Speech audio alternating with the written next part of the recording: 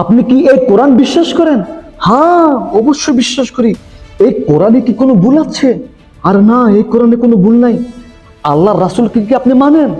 অবশ্যই মানি। আল্লাহ রাসূল কি কখনো মিথ্যা কথা বলেছেন? না না না, আল্লাহ রাসূল কখনো মিথ্যা কথা বলে নাই। তাহলে কি বুখারী শরীফ আপনি মানেন?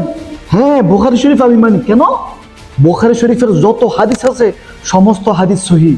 তাহলে দেখুন, এই বুখারী শরীফে আল্লাহ রাসূল সাল্লাল্লাহু আলাইহি সাল্লাম কি বলে?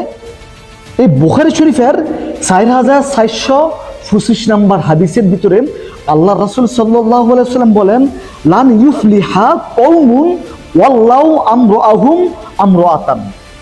হাদিসের অর্থ হচ্ছে, যে জাতি তাদের নেতৃত্বের দায়িত্ব একজন নারীর হাতে দেয় তারা কখনো সফল হবে না। অর্থাৎ যেই জাতি, যে মানুষ নারীদেরকে ভোট দিয়ে ক্ষমতায় আনতে চায়, ওই জাতি কখনো উন্নত হবে না এবং কি ওই দেশও কখনো উন্নত হবে না।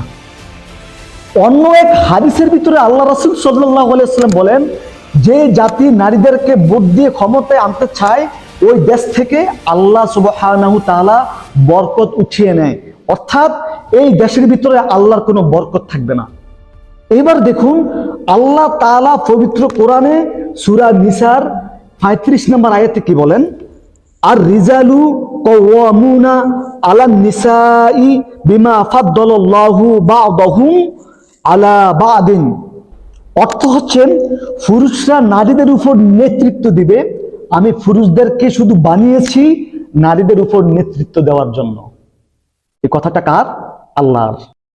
এবার আসুন সূরা নিসার 65 নম্বর আয়াতে আল্লাহ সুবহানাহু তাআলা কি বলেন? ফালা ওয়ারাব্বিকা লা ইউমিনুনা হাত্তা ইউহাক্কিমুকা। তোমার রবের কসম, তারা কখনো মুমিন হবে না যতক্ষণ পর্যন্ত না তারা তাদের সমাজের ভিতরে, তাদের দেশের ভিতরে আল্লাহ এবং আল্লাহর রাসূল সাল্লাল্লাহু আলাইহি ওয়াসাল্লামের আদর্শকে বিচারক হিসেবে না মানবে। এবার আপনি নিজে সিদ্ধান্ত নেন, আপনি কি আল্লাহ তার রাসূল সাল্লাল্লাহু আলাইহি ওয়াসাল্লামের তৈরি করা আদর্শ দিয়ে দেশ চালাবেন, নাকি আব্রাহাম লিঙ্কনের তৈরি করা গণতন্ত্র দিয়ে দেশ চালাবেন?